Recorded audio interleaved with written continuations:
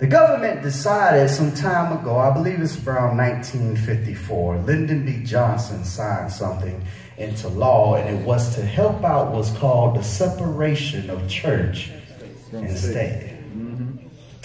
And with this separation of church and state also came benefits for the church.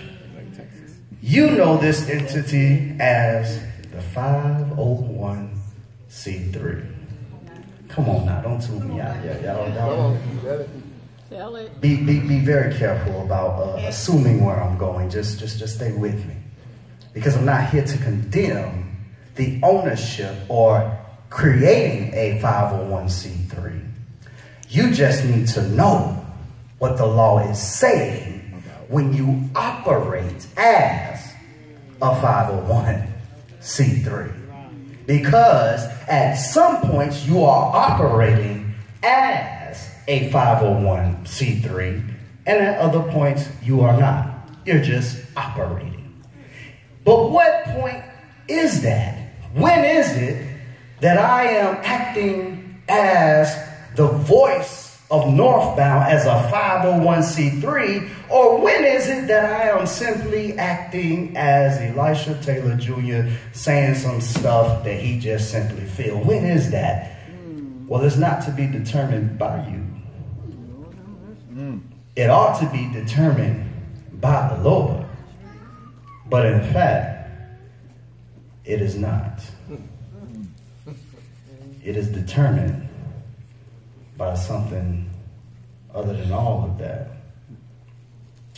When you create a 501c3 or corporation, it is called a creature, if you will, a creation of the state.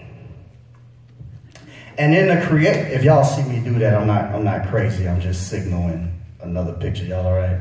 So what is he doing? I'm changing the picture. I'm not doing magic. She's doing it. Praise God. So, what are we truly under? Because some of us would say church and state was bad. Some will say church and state was a good thing. Well, let's think about this. Let's get a show of hands to make this a little bit more interactive and engaging.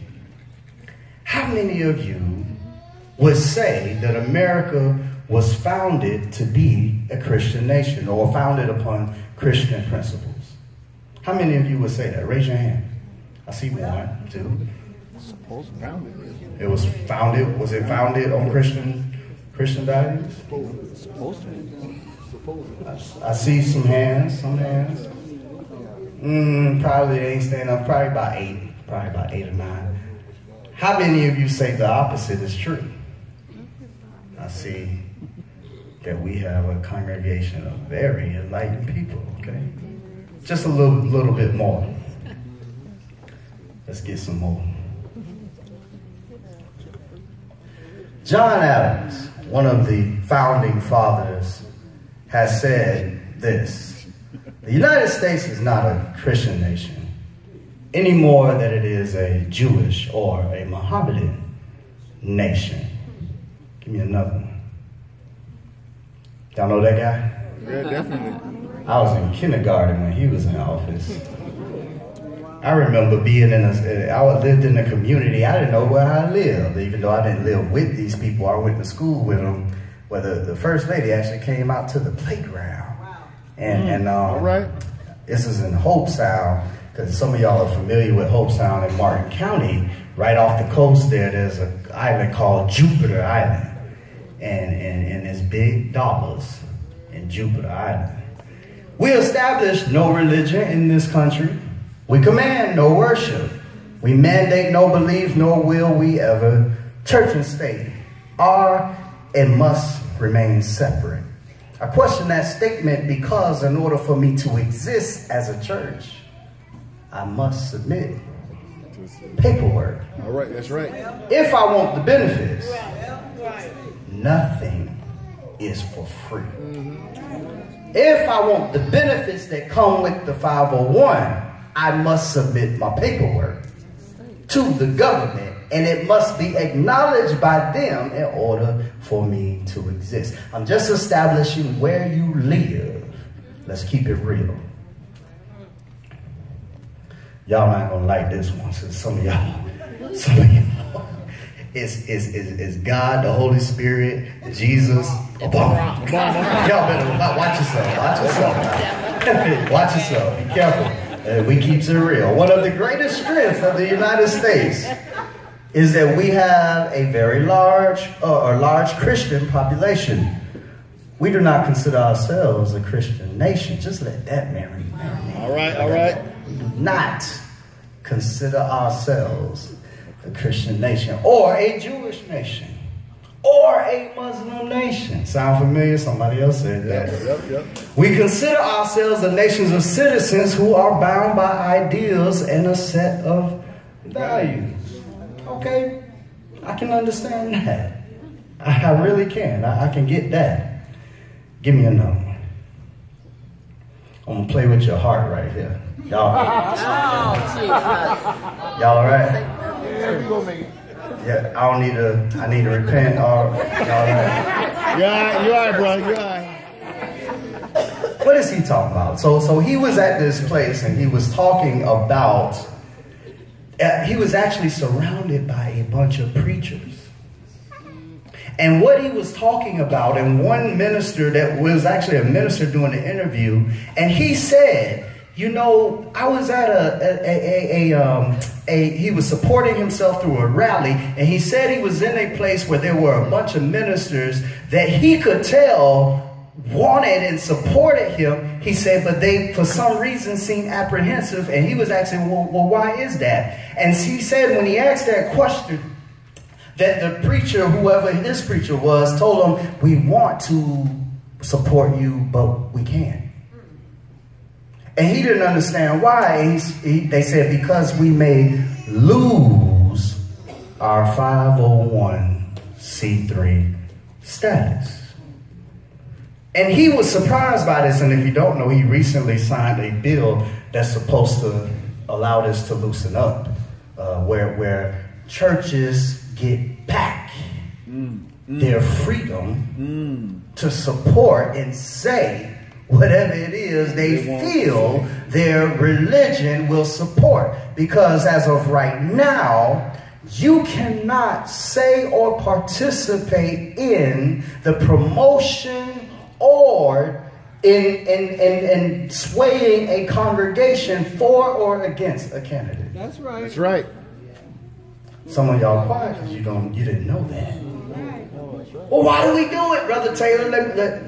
Let's get even more real, because what this is related to, let me remind you of the point here. If our job is to make known the manifold wisdom, I need to have freedom to make it known. If you limit my freedom to make it known, we have some type of conflict now. And then there are penalties in place. Well, why do we do it, Brother Taylor? Well, some of us do it out of ignorance, and some of us do it because of what you would do if we didn't have it. At the end of every year, here it comes. I want my letter. I done gave, Brother Florence, so I done gave, let's say I gave $5,000 this year to the church. Yeah. Let's just say we did.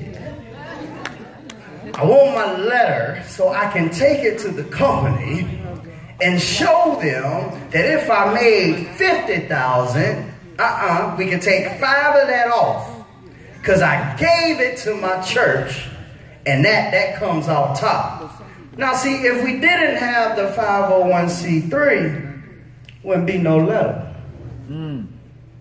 And then I wonder how much of us, or many of us, would even give.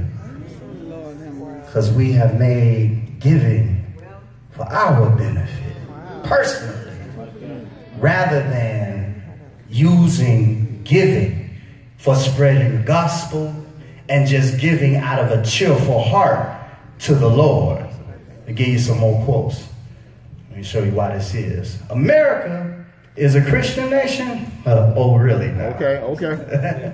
I wonder what the founding fathers had to say about this. To see what Thomas Jefferson, Christianity neither is nor ever was part of the common law. Mm-hmm. Y'all gotta understand, and overstand this. James Madison, religion and government will both exist in the greater purity, the less. How many times have y'all been here? Well, I know what the problem is with the school. They took prayer out of school.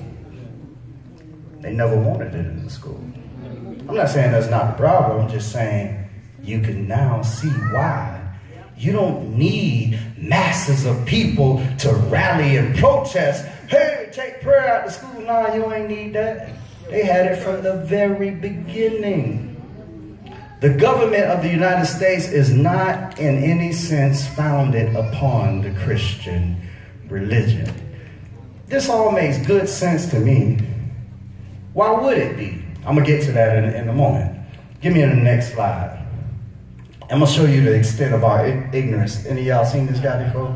Oh, yeah. I don't watch the show. He's a member of the Church of Christ. Yes, he is. He's a member of the Church of Christ. How does he feel about it? Our founding fathers started this country and built it on God. Wait a minute. That's not a false statement. That's true.